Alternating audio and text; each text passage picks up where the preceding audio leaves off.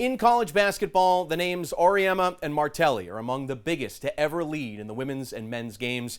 Earlier this week at the AMP, branches of those families had a chance to reconnect. ABC6 Sports anchor Ian Steele fills us in on a bond that goes beyond hoops. The all-time winningest coach in NCAA basketball history, Geno Auriemma, making his yearly visit to Providence Sunday and sitting in the first row, right behind the Husky bench, Bryant men's basketball coach Phil Martelli Jr.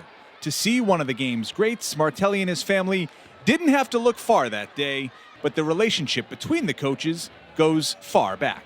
When he was born, Geno's family. Auriemma formed a friendship with Martelli's father, Phil Sr., over 40 years ago, before Martelli was the longtime head coach at St. Joe's, and before the man Phil Sr. simply calls G went on to win 11 national championships. He was my dad's assistant coach at Bishop Kenrick High School, which is no longer in existence. There were probably more than a few nights that in between my crib and my brother Jimmy's crib, Geno was probably laid out on the floor somewhere. a little different than his dad, but that's probably a good thing. He's the reason I got my first job at Central Connecticut. That first job with the Blue Devils came with some doubts. I always thought he was too nice to be a college coach. You know, you got to be like a real head. He's a coach, so he's going to coach us hard. Y'all don't really see that, but when Telly gets going, he gets going. Any chance to draw his wisdom is a major benefit to me.